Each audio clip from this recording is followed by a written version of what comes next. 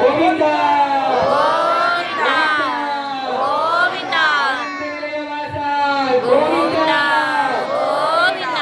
ಸ್ವಾಮಿಯವರಿಗೆ ಜೀರಿಗೆ ಬೆಲ್ಲವನ್ನ ಸಮರ್ಪಣೆ ಮಾಡುವಂಥದ್ದು. ಈ ಜೀರಿಗೆ ಬೆಲ್ಲ ಅಂತ ಹೇಳಿದ್ರೆ ನಾವು ಮದುವೆಗಳಲ್ಲಿ ಏನ್ ಮಾಡ್ತೇವೆ, ಹೊರಗಡೆ ಕಾಲು ತೊಳಿತೇವೆ, ಹುಡುಗನಿಗೆ ಹೊರಗಡೆ ಕರ್ಕೊಂಡ್ ಬರ್ತಾ ಬಾಗಿಲಲ್ಲಿ ಅಥವಾ ಮಂಟಪದಲ್ಲಿ ಆ ಗಂಡು ಹೆಣ್ಣಿನ ತಲೆ ಮೇಲೆ, ಹೆಣ್ಣು ಗಂಡಿನ ತಲೆಯ ಮೇಲೆ ಸಜೀರ ಗುಡಾರೋಪಣ ಅಂತ ಹೇಳಿದ್ರೆ ಜೀರಿಗೆ ಬೆಲ್ಲ ಎರಡನ್ನು ಮಿಶ್ರ ಮಾಡಿರುವಂಥದ್ದು ನೀಡೋದು. ಆವಾಗ ಈ ಅರ್ಚಕರು ಏನು ಅಂತ ಹೇಳಿದ್ರೆ ಮಂಗಳಾಷ್ಟಕಗಳನ್ನ ಪಾಠವನ್ನು ಮಾಡೋದಂದ್ರೆ ಹೇಳ್ಬೇಕು ಅಂತ ಹೇಳಿ. ಏನು ಈ ಮಂಗಳಾಷ್ಟಕ ಅಂತ ಹೇಳಿದ್ರೆ ಯಾರೆಲ್ಲ ಅಲ್ಲಿ ನೆರೆದಿರ್ತಾರೆ, ಸ್ವಾಮಿಯ ಕಲ್ಯಾಣದಲ್ಲಿ ಯಾರೆಲ್ಲ ನೆರೆದಿರ್ತಾರೆ ಬಂದಿರ್ತಾರೆ ಅವರೆಲ್ಲರಿಗೂ ಕೂಡ ಸನ್ಮಂಗಳವಾಗಬೇಕು ಅಂತ ಹೇಳಿ ಮಂಗಳಾಷ್ಟಕಗಳನ್ನ ಹೇಳುವ ಸಲುವಾಗಿ ಹೇಳ್ಬೇಕು ಅಂತ ಹೇಳಿ ಶಾಸ್ತ್ರ ಹೇಳ್ತದೆ. ಇಂತಹ ಮಂಗಳಾಷ್ಟಕಗಳನ್ನ ಪಾರಾಯಣ ಮಾಡುವ ಮುಖಾಂತರವಾಗಿ ಇದರಲ್ಲಿ ಈ ಸಜೀರ ಗುಡಾರೋಪಣ ಅಂತ ಎಲ್ಲರ ಭಕ್ತಿಯಿಂದ ಎಲ್ಲರಿಗೂ ಕೂಡ ಸನ್ಮಂಗಳ ಉಂಟಾಗಬೇಕು ಅಂತ ಪ್ರಾರ್ಥನೆ ಮಾಡಿಕೊಳ್ತಾ ಮಂಗಳ ಈ ಕೈಂಕರ್ಯವನ್ನು ಪ್ರಾರಂಭ ಮಾಡೋಣ. ಇಂದಿರಾ ರಮಣ ಗೋವಿಂದ. ದರ್ಶನ ಮಾಡಿ ಮೇಲೆ ಕೈ ಎತ್ತಿ ನಮಸ್ಕಾರ ಮಾಡಿ ದರ್ಶನ ಮಾಡ್ಕೋಬೇಕು. ಇಂದಿರಾ ರಮಣ ಗೋವಿಂದ. ವಿದ್ಯಾಬಲಂ ದೇವಬಲಂ ದೇವ ಲಕ್ಷ್ಮೀ ಪದೇಂದ್ರೇಕಂ ಸ್ಮರಾಮಿ. ಸಾವಧಾನ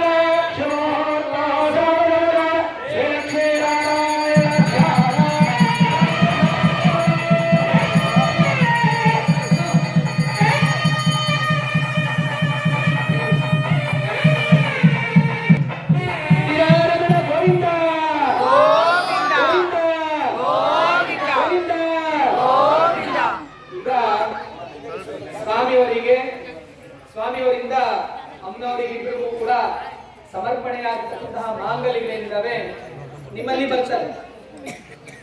ಯಾರಾದ್ರೂ ಏನಾದ್ರೂ ವಿಶೇಷವಾಗಿರುವಂತಂದ್ರೆ ಎಲ್ಲರಿಗೂ ಜನರ ಕಡೆಗೆ ಆಕರ್ಷಣೆ, ಪ್ರತಿಯೊಬ್ಬರಿಗೂ ಕೂಡ ಸ್ಪರ್ಶ ಮಾಡಿಸ್ಕೊಂಡು ಬರ್ತಾರೆ. ಸದ್ದು ಗದ್ದಲ ಮಾಡ್ಬೇಕು, ಗಲಾಟೆ ಮಾಡ್ಬೇಕು, ಮಾತನಾಡದೆ ಒಂದೆರಡು ವಿಶೇಷ ಕೈಂಕರ್ಯಗಳಿರ್ತದೆ. ಕಲ್ಯಾಣದ ಅಂಗವಾಗಿ ನಿಶಬ್ದವಾಗಿ ಎಲ್ಲರಿಗೂ ಕೂಡ ಸ್ಪರ್ಶ ಮಾಡ್ಕೊಂತ ಬರ್ತಾರೆ. ಹಾಗಾಗಿ ನಿಶಬ್ದವಾಗಿ ಯಾರು ಕೂಡ ಮಾತನಾಡದೆ ನಮಸ್ಕಾರ ಮಾಡ್ಕೊಳ್ಳಿ. ನಮಸ್ಕಾರ ಮಾಡ್ಬೇಕಾದ್ರೆ ನಿಮ್ಮ ಮನೆತನದ ನಿಮಗೂ ನಿಮ್ಮ ಕುಟುಂಬದವರೆಲ್ಲರಿಗೂ ಕೂಡ ಸನ್ಮಂಗಲ ಉಂಟಾಗಬೇಕು ಅಂತ ಹೇಳಿ ಪ್ರಾರ್ಥನೆ ಮಾಡಿಕೊಂಡು ಆ ಮಾಂಗಲ್ಯಕ್ಕೆ ನಮಸ್ಕಾರವನ್ನು ಮಾಡ್ಕೊಳ್ಳಿ, ನಮಸ್ಕಾರವನ್ನ ಸಮರ್ಪಣೆ ಮಾಡ್ಕೊಳ್ಳಿ. ನಿರಾರಮಣ ಗೋವಿಂದ. ಏನ್ ಮಾಡ್ಬೇಕು ಇವಾಗೆಲ್ಲರೂ? ಎದ್ದಿಟ್ಕೊಂಡು ಗಲಾಟೆ ಮಾಡ್ಬೇಕಾ? ಏನ್ ಮಾಡ್ತೀರಾ? ಸ್ವಾಮಿಯವರು ಬರ್ತಾರೆ, ವಿಶ್ವವಾಗಿದ್ದು ಆ ಮಾಂಗಲ್ಯಗಳನ್ನು ದರ್ಶನ ಮಾಡಿ ಸ್ಪರ್ಶ ಮಾಡ್ಕೊಳ್ಳೋದು.